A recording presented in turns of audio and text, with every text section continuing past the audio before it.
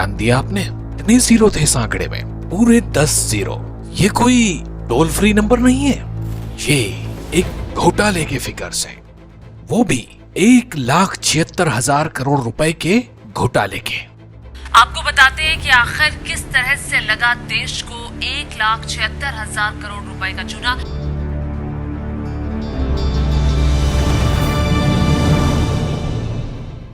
ये घोटाला कांग्रेस की सरकार के दौरान the accidental prime minister doctor Manmohan Singh के राज में ही हुआ था। वैसे कांग्रेस के राज में पब्लिक इंटरेस्ट के काम कम और अपने यानी नेताओं के इंटरेस्ट के काम ज्यादा हुए थे, तभी तो करप्शन और स्कैम्स की सरकार बनकर रह गई थी यूपीए सरकार। मनमोहन सिंह को सोनिया जी और राहुल जी करने से फुर्सत भी नहीं मिली थी कि उनकी सरकार के मंत्री कर गए थे घोटाला 2G। यही घोटाला साल 2010 में सामने आया, जब भारत के महालेखाकार और नियंत्रक यानी कैग ने अपनी एक रिपोर्ट में साल 2008 में किए गए स्पेक्ट्रम आवंटन पर सवाल खड़े किए थे। देश के नियंत्रक और महालेखा परीक्षक यानी CAG की साल 2010 में आई रिपोर्ट में कहा गया कि बिना नीलामी के ही कंपनियों को 2G स्पेक्ट्रम के लाइसेंस का आवंटन कर दिया गया। यूपीए सरकार पर आरोप लगे कि 2G स्पेक्ट्रम घोटाले में कंपनियों को नीलामी की बजाय पहले आओ और पहले पाओ की नीति पर लाइसेंस दिए गए थे।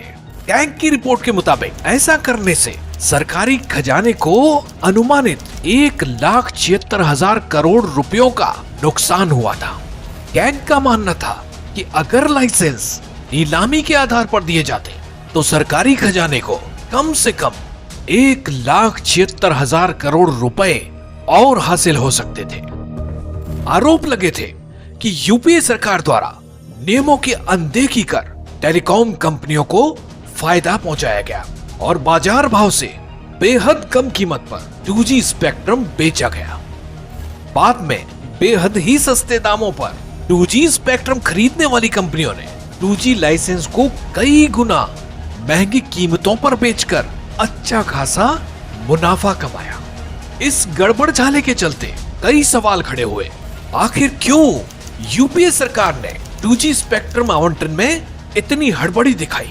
आखिर क्यों यूपीए सरकार ने नीलामी प्रक्रिया नहीं अपनाई? आखिर क्यों यूपीए सरकार ने पहले आओ पहले पाओ की तर्ज पर लाइसेंस जारी करने का निर्णय लिया? आखिर क्यों आवेदन की अंतिम तारीख निर्धारित तिथि से पहले कर दी गई? आखिर क्यों आवेदन के समय पात्रता मानकों को पूरा नहीं करने वाली कंपनियों को लाइसेंस जारी किए गए? आखिर क्यों 2G स्पेक्ट्रम ऐसी कंपनियों को भी दे दिए गए जिन्हें टेलीकॉम सेक्टर का कोई अनुभव ही नहीं था? कांग्रेस राज में अपनी जेबें गर्म करने और अपनों को फायदा पहुंचाने के लिए इस पूरे स्कैम की स्क्रिप्ट लिखी गई थी। आरोप यह भी है कि कंपनियों को गलत ढंग से स्पेक्ट्रम आवंटन करने के लिए रिश्वत तक दी गई। तभी तो महज 2G लाइसेंस पाने के इस खेल में film producer, fruit and vegetable trader से लेकर रियल एस्टेट से जुड़े कारोबारी भी शामिल रहे। 2G घोटाला महज 1,76,000 करोड़ रुपए का घोटाला पर नहीं था, बल्कि ये देशवासियों के साथ एक बहुत बड़ा अन्याय था। ये देशवासियों के साथ विश्वासघात था। ये देशवासियों के साथ धोखाधड़ी थी।